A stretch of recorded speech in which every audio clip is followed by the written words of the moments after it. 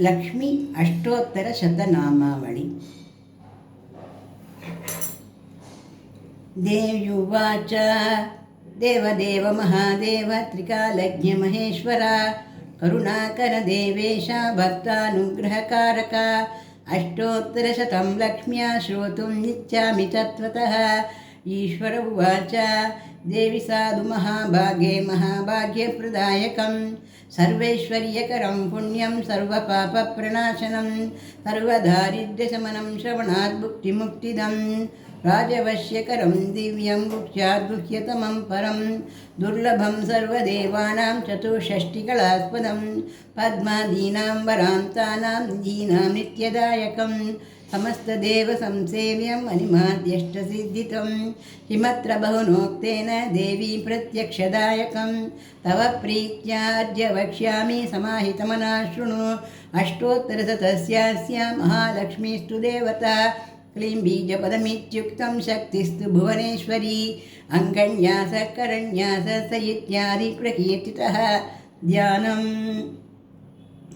वन्दे पद्मकरां प्रसन्नवदनां सौभाग्यदां भाग्यदां हस्ताभ्याम् अभयप्रदां मणिगणैर्नानाविधैर्भूषितां भक्ताभीष्टफलप्रदां हरिहरं ब्रह्मादिभिः सेवितां पार्श्वे पङ्कजशङ्खपद्मनिधिभिर्युक्तां सदा शक्तिभिः सरसिजनयने सरोजहस्ते दलदमां सुखगन्धमाल्यशोभे भगवति हरिवल्लभे मनोज्ञे त्रिभुवनभूतिकरि प्रसीद मह्यम्। हरिः प्रकृतिं विकृतिं विद्यां सर्वभूतहितप्रदां श्रद्धां विभूतिं सुरभिं नमामि परमात्मिकां वाचं पद्मालयां पद्मां शुचिं स्वाहां स्वदां सुधां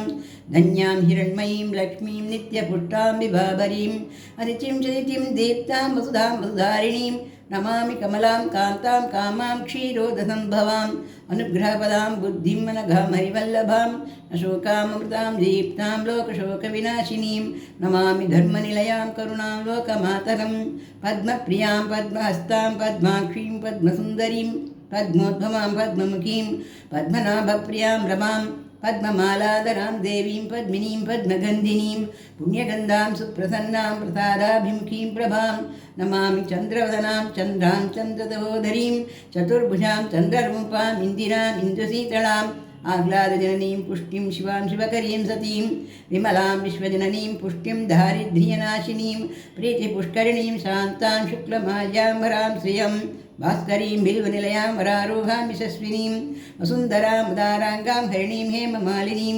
धनधान्यकरीं सिद्धिं तैन सौम्यां शुभप्रदां नृपवेश्मगदानन्दां वरलक्ष्मीं वसुप्रदां शुभां हिरण्यप्राकारां समुद्रतनयां जयां नमामि मङ्गलां देवीं विष्णुवक्षस्थलस्थितां विष्णुपत्नीं प्रसन्नाक्षीं नारायणसमाश्रितां